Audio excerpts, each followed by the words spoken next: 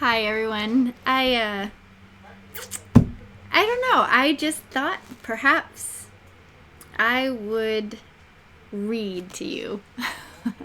So I know it might sound kind of weird, but I literally just want to read to you. So welcome if you're live with me, and welcome if you're tuning in later.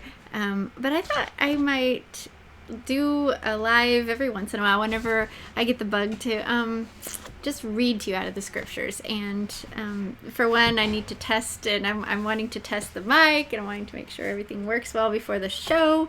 But also, like, I feel like the scriptures, like, if we could just memorize this, and if we could just memorize the scriptures and have that like in the forefront of our mind.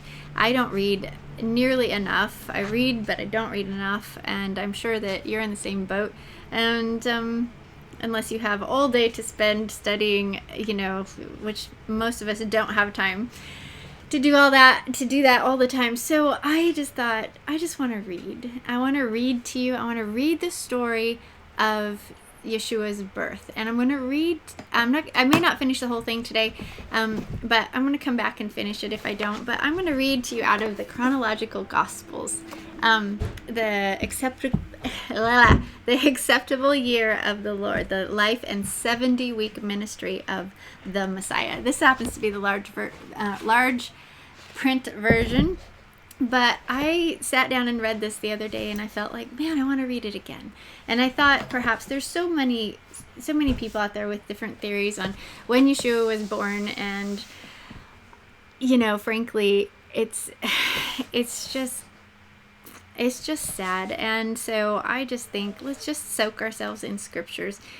And this is a beautiful thing that the team has done. And let me read you who has actually put this together, just so you know. This is, let's see, I was reading it I read all the way. Where did I see that? So this is just gonna be a slow little thing today. I just want to read to you. Where is that? Whole bunch of people he thanked and stuff. There's like, man, sorry. Where is that? Anyway, there is a lot. This is Michael Rood's, but you've got a whole team of people that have come together to do this. You have like 40 years worth of 40 years of labor, including 3 decades of restoring the ancient biblical Hebrew calendar, together with the experiences that accompany years of living in Jerusalem and Galilee.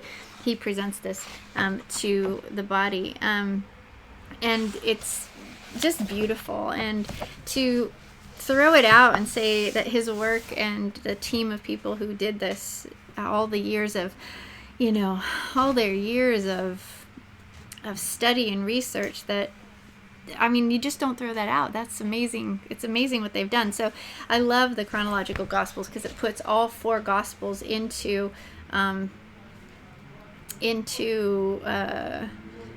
consecutive order, so you know where he was at feast time. And hi Sam, hi Leah. Can you tell me? I'm assuming that you can hear me. I would love to know if you can hear me. So I'm testing the audio, the mic as well. Let me see here.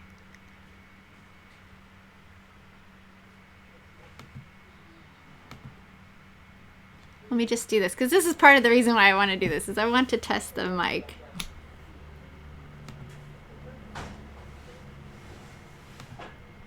All 4 Gospels into very good. Okay, so it does work. Awesome. Consecutive order, so you know where. Okay, so that should be good. I'm on my Yeti, very nice. Okay, so I'm just going to read to you. I'm not going to spend all day doing this here, but just listen to this. This is the genealogy of Yahshua. So prior to this, he does a lot of all this. In the front is the introduction of all kinds of things that you need to read to enter into this book. But you have the you have the whole setup as to when he became pregnant, or when she became pregnant. Uh-oh. Let's see what happened.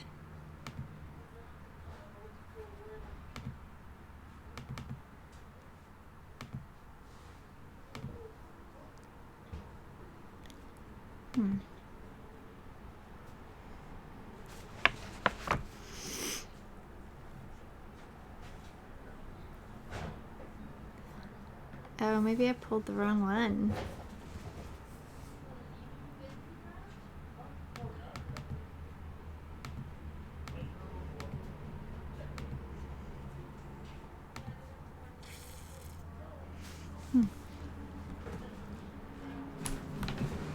I did. Oh, there we go. Okay, I pulled the wrong thing there. Okay, so prior to where I want to start reading, Miriam, it talks about when she got it documents, through the scriptures when she got pregnant during Hanukkah, what happened to Yohanan ben Zechariah, and his family and how he grew up and whatnot. So, but I want to start right here in the genealogy. So Luke 3:23 to 38. And let me see this. I'm not seeing let's go live yet. There we are. Okay, it did come. All right. So Luke 3:23 to 38. Yahshua commenced his ministry having not yet reached his 30th year of age. Wait a minute. Where am I? Genealogy of Miriam. Yes. Yeah. Okay, so Luke 3:23 says, Yahshua commenced his ministry having not yet reached his 30th year of age, being, as was generally supposed, the son of Joseph, who was the son of Eli, who was the son of Matat, who was the son of Levi, who was the son of Melchi, and it keeps going on.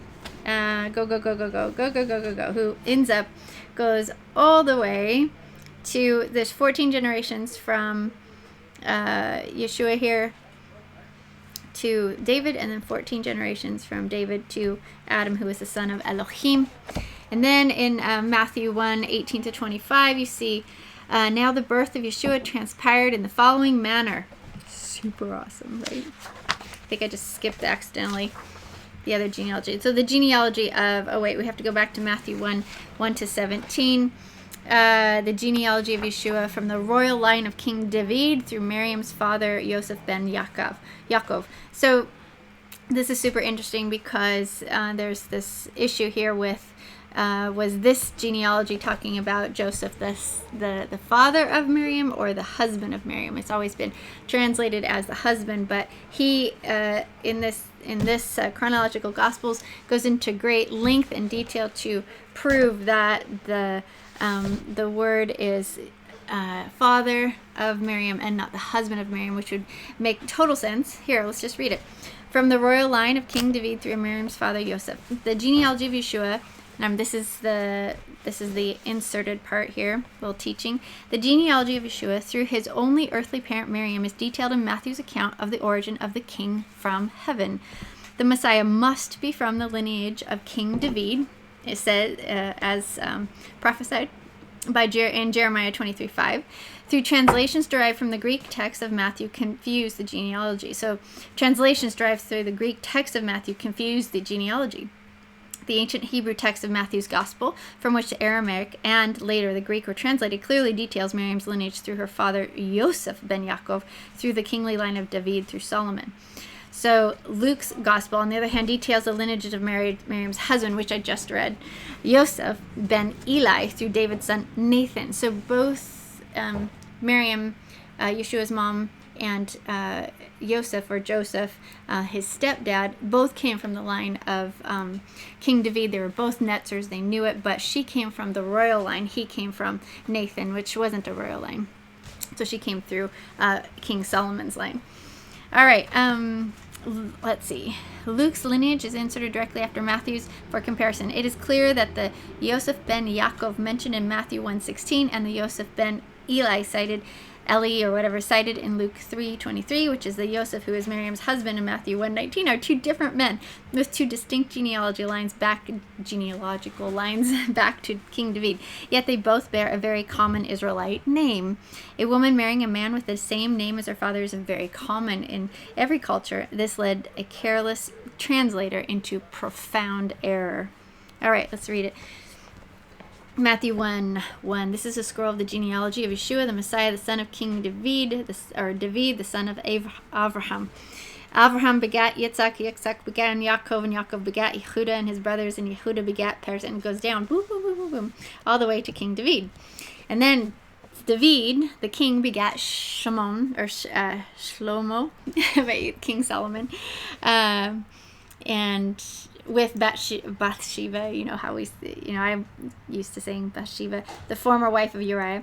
And then Solomon begat, boom, boom, boom, and keeps going on until you get down to Yaakov begat Yosef, the father of Miriam, of whom was born Yahshua, who is called the Messiah. Now you can pull out your scriptures, you can pull out your King James or your NIV or whatnot, and you can look at this Matthew 1:16, and you will see that they're translated the husband of Miriam. But that's ridiculous because it can't possibly be the husband of Miriam, and he's going to list out some reasons here. I'm gonna read to you, but it's perfectly ridiculous because then we have the second genealogy of Yeshua, and we see this genealogy running down Miriam's husband, Yeshua's stepfather, right here. So it has to be the genealogy of Miriam, and of the only one who let me read it.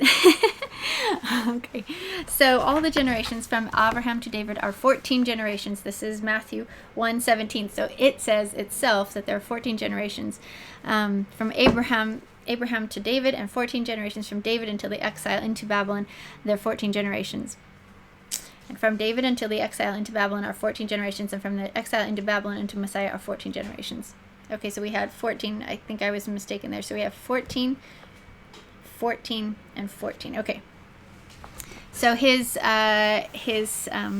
commentary says, the Peshitta Aramaic text of Matthew 1:16, which was translated from a later Greek text, indicates that Miriam's, I don't know how to pronounce it, Javera, but mighty man, was named Yosef. And Matthew 1:19 specifies that Miriam's Baala, a husband, was also named Joseph or Yosef. Yosef is a very common name in Israel. Miriam's husband Yosef had 3 grandfathers, all with the same name. This undoubtedly led the translators to make a mistake of familiarity, thinking that the two Yosefs of verses 16 and 19 were one and the same. So the Greek translators chose to render both Aramaic words, Javera and Baala, as the Greek word anir, which simply means a person of full age. The English translators then chose to translate the singular Greek word anir as husband. Ugh, heavens, translations. This created a fatal mathematical error in the Greek and English text because it left only 13 generations from the carrying away into Babylon until Messiah, as we saw up here in the text, in verse 17. While the text itself states that there are clearly 14 generations. In Aramaic, Javera, I'm not sure how you say that, but I think that it technically means mighty man and is commonly used to refer to the elder patriarch of the family, but it can also refer to the husband if he is the oldest male of the household. So both the immediate and greater context of Matthew 1:16 demand that word be translated as Yosef, the father of Miriam. And then he lists out some reasons why. So I'm going to go ahead and read that. The reasons being the genealogy of Miriam's husband, Yosef ben Eli, Yeshua's supposed father, is clearly stated in detail by Luke. So we already have that, duh. And then Yosef ben Eli's ancestors in Luke's genealogy, though they are descendants of David, are not heir to David's throne, but are descendants of Nathan. Miriam's husband, and then this is the third reason, Miriam's husband, Yosef ben Eli, Eli is not related to Yeshua except as a distant Davidic relative of his mother. Yosef is only Yeshua's stepfather and legal guardian. He doesn't have any of his stepfather's blood in him, right? Miriam is Yeshua's only earthly parent, and as such must be a direct descendant of the royal line of King David. So number 5, the Gospel of Matthew, which dictates depicts Messiah as the king, documents Yeshua's genealogical claim to the throne of David, whereas the Gospel of Luke, which depicts Messiah as a son of man, records his supposed lineage as Yosef ben Eli's supposed illegitimate son. And finally, when Yosef ben Yaakov is accurately identified as Miriam's father in Matthew 1:16, it puts Miriam in the 13th generation from the Babylonian captivity. This puts her son Yeshua in the 14th generation. The Greek texts report that Yeshua is in the 14th generation, but it did not correctly identify Yosef ben Yaakov as the father as opposed to the husband of Miriam. Even a novice can readily see that the Greek genealogy of Yeshua are in obvious error because they do not add up to 14 generations. Cool. All right. So, and there's a lot more there to read on that, but I want to just start here reading Matthew 1:18 to 25. So we are entering into Sukkot, and for some they're entering into it tonight. For others, they are starting it tomorrow night. We went with the actual sighting. So we are going to start Sukkot tomorrow night. We believe it starts tomorrow night. So we're going to have what we do on the first night of Sukkot first day of Sukkot is we have a birthday party for Yeshua because he was born on this day. And I want to read to you why. Now, I've had people say, well, he was born on trumpets. No, he wasn't. He couldn't possibly have been born on trumpets. And I want to walk you through this. I just want to read this. I want to read the text to you. All right. So it's super beautiful. And in the light of the feasts, understanding how the feasts are shadow pictures of good things to come, how they detail the Messiah's work as he came as the servant and as he comes as the king. I mean, it's so beautiful. And if you look at the feast to help guide your understanding of things, man, it's so clear. So let me just start reading. Right. Okay. Matthew 1:18. Now the birth of Yeshua transpired in the following manner. At the time that his mother Miriam was espoused to Yosef ben Eli, but before they came together in marriage, so they hadn't consummated yet, it became obvious that she was with child, but by the Ruach HaKodesh. Then Yosef, her husband, being a righteous man, yet not willing to make her a public example, was considering how to divorce her publicly. Or privately. I'm sorry. I moved the book in my eyes. He was trying to consider how to divorce her privately. Sorry. But while he considered these things, the angel of Yehovah, or YHVH, appeared unto him in a dream, saying, Yosef, son of David, do not fear to take Miriam as your wife, for that which is conceived in her is of the Ruach HaKodesh. She will bear a son, and you will name him Yeshua, because Yoshia he will save.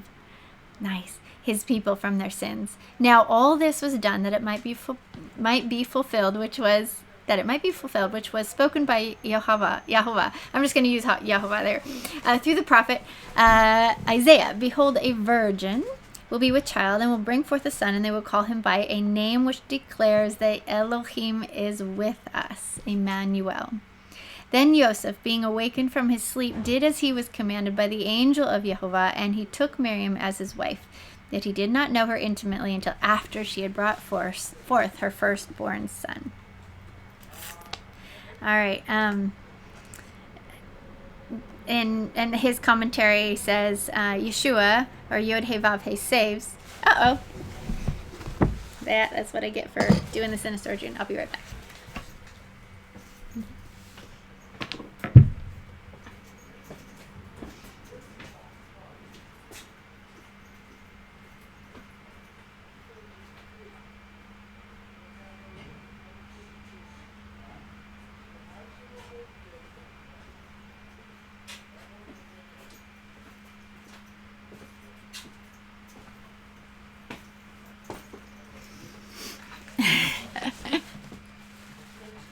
All right, so where were we?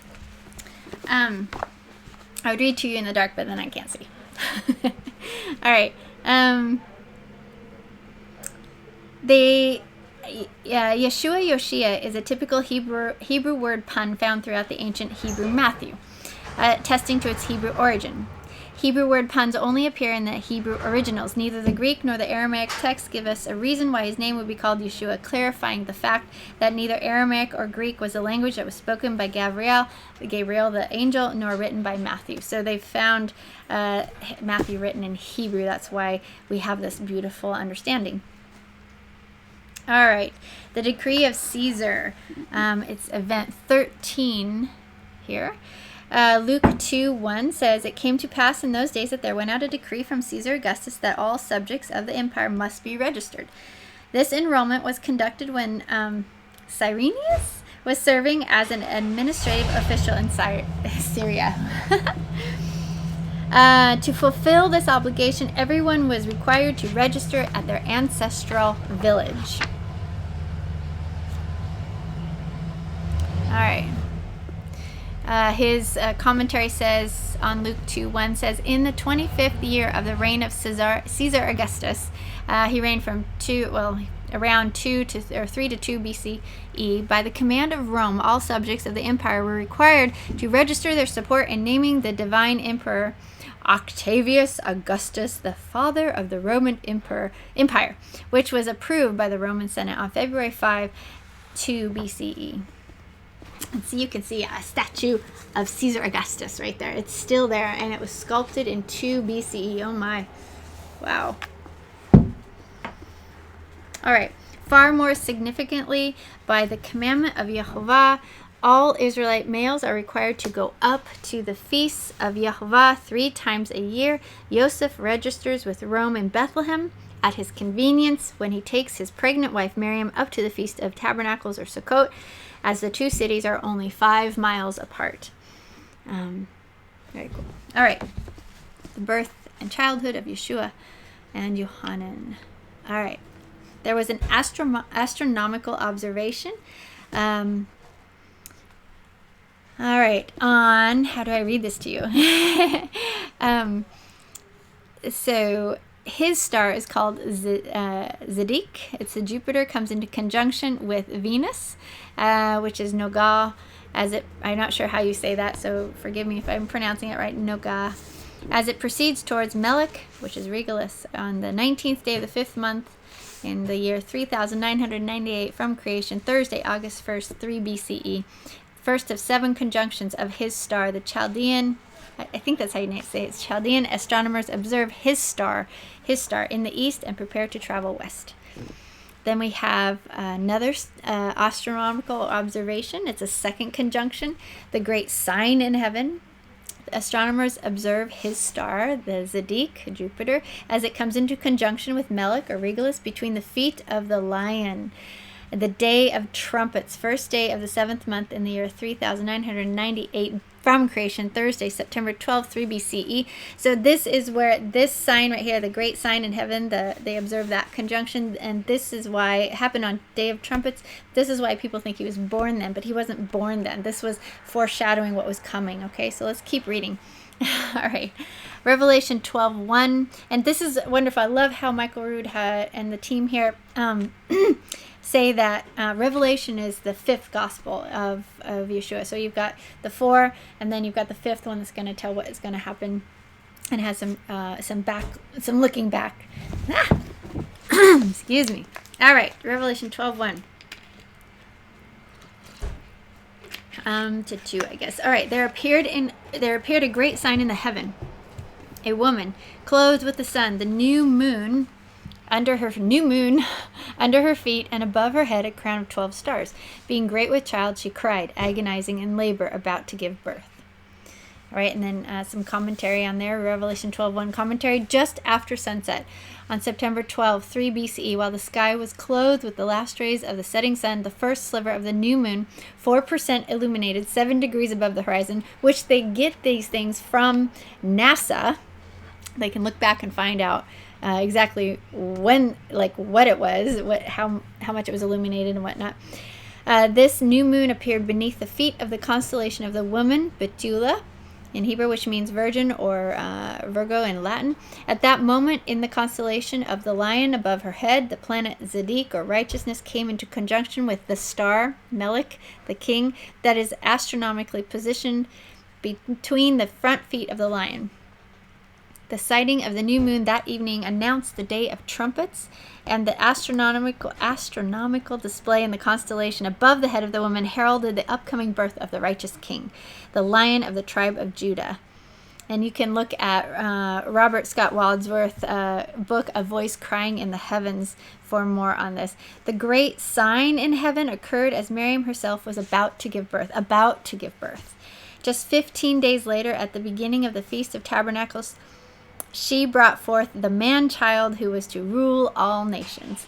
On the first day, the high Sabbath, or Shabbat of the Feast of Tabernacles, the Word was made flesh and tabernacled, or dwelt with us and among us, John 1:14. That's what I think is so cool about this, is because if you look at the Feast of Tabernacles or Sukkot, it's all about dwelling together, tabernacling. It makes perfect sense that he would come to tabernacle with us during the Feast of Tabernacles. He would come to live with us during a feast that is completely all about tabernacling together. Trumpets is about something completely different. Though the sign in the heavens and everything, that was to herald in, that was making the announcement that it's almost here. It's so exciting that the king, because he's going to come back as king on Yom Teruah, the king is going to come back then, and it was heralding in and saying, hey, the king is almost here. All right. Luke 2:4-6 is the next event. Joseph and Miriam go up to Jerusalem for the Feast of Sukkot.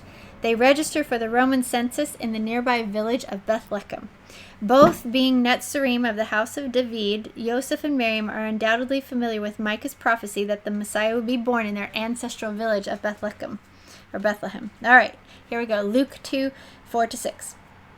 Because Joseph was of the house and the lineage of David, King David, he left the village of Nazareth in the Galilee, and went up to Bethlehem, the village of David in Judea, to register for the census. And he took his espoused wife Miriam, who was great with child.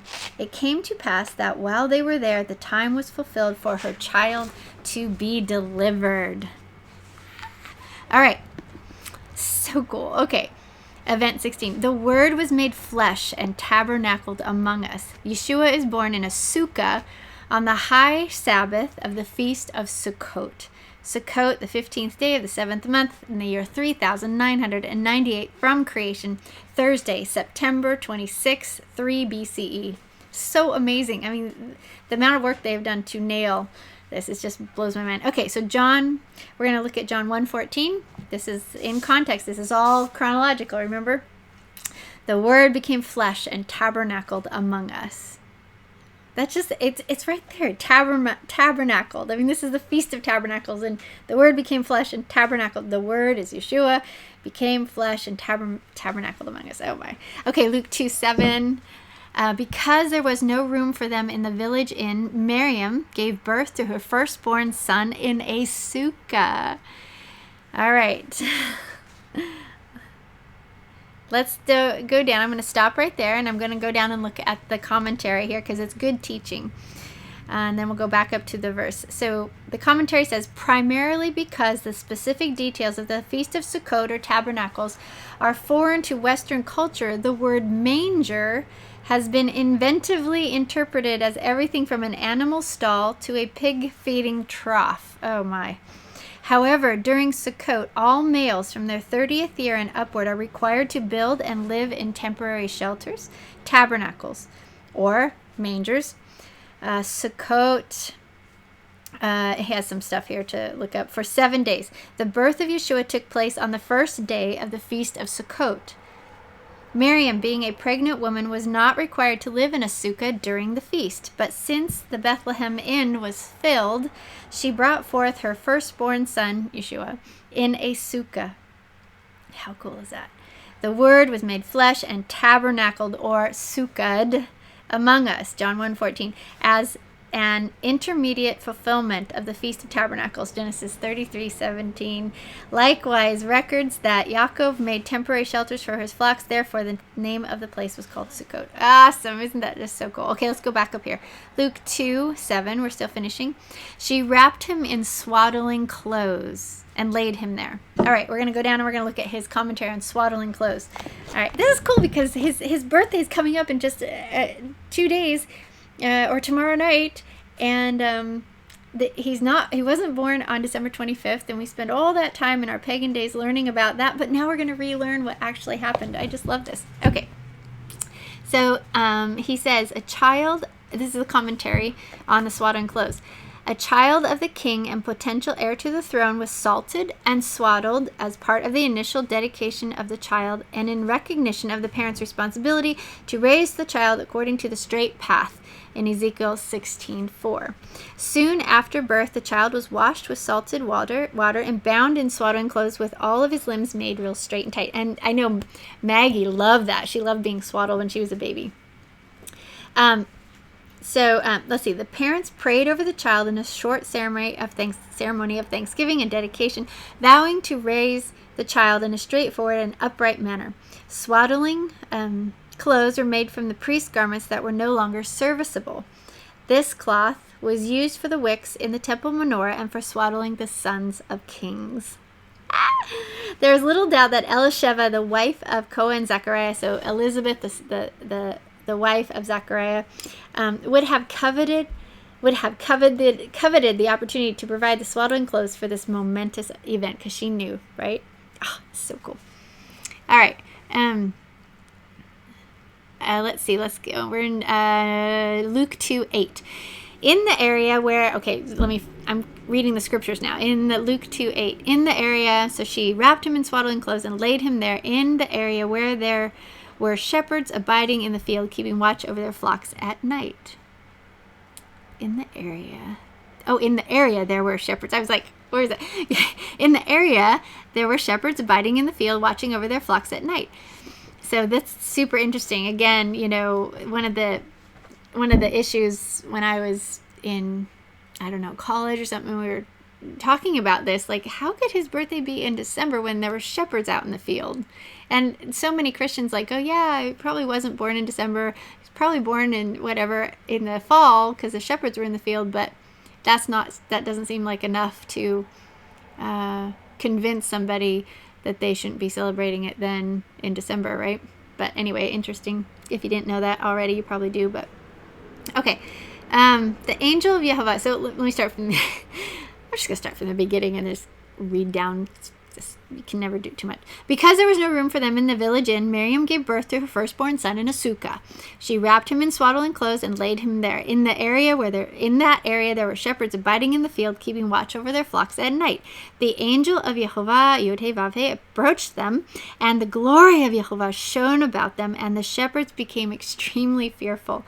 The angel said, "Do not fear. Listen to me. I bring to you tidings of great joy that shall be for all people. Today, in the village of David, our deliverer, the Messiah, is born. This shall be a sign to you. You shall find the babe lying wrapped in swaddling clothes in a sukkah."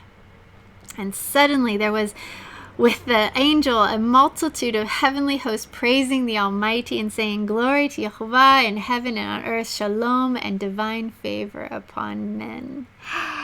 Ooh, I just love that. And I'm continuing, verse 15 of Luke 2. After the angels departed into heaven, the shepherds said, "Let us now go to Bethlehem, and see this thing which the Almighty has made known to us." So they immediately departed and found Miriam and Joseph with the babe, who lay wrapped in swaddling clothes in a sukkah. After they had witnessed this sign, they heralded abroad all those things which were told to them concerning the child.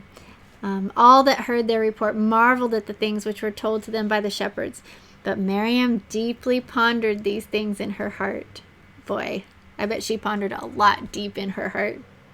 What a thing to go through. The shepherds returned from the sukkah, glorifying and praising Yehovah for all the things that they had heard and seen, and it was just as it had been told to them by the angels. So I want to read the commentary here on verse 16 about who Miriam and Joseph with the babe who lay wrapped in swaddling clothes in a sukkah. All right, let's just read his commentary here on that. The shepherds found the newborn Messiah at the very time, and he has Greek and Hebrew words here, so you can look those up if you doubt. But anyway, the shepherds found the newborn Messiah at the very time he was wrapped in these swaddling clothes and lying in a sukkah near Bethlehem. Bethlehem literally means house of bread. And I just can go off on this a lot because, I mean, here you have the bread of life coming down to be born in the city called House of Bread and born into a sukkah, which is a temporary dwelling and probably laid in a bread trough. It's just so amazing. I don't know how you can not just fall to your knees and just be thrilled with joy and cry out in thanksgiving. The astronomers from the east will arrive 1 year, 2 months, and 6 days after the birth of Yahshua, and they will find the young child in the house where the family is residing.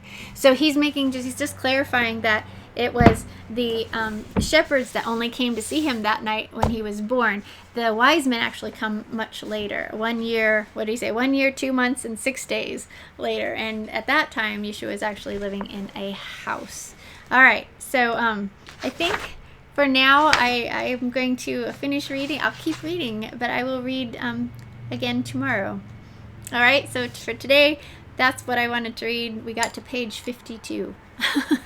Let's see if I can mark that down so that I remember. Anyway, thank you for listening to me today. I enjoy reading to you. It's good for my heart as well. And yeah, I just hope that you can breathe and enjoy Sukkot, but I also don't want you to forget that Sukkot is when our King came, when the Messiah came. He came as a baby on the first day of Sukkot, and I think it is really a beautiful thing to sit and consider and celebrate, right? We celebrate our own birthdays. Why should we not celebrate the King's birthday, right? Anyway, have a wonderful day, and I will try to do this again tomorrow. We'll see. All right. Yeah, I think it's going, and I hope the sound worked. I'm trusting. Bye-bye. Let me do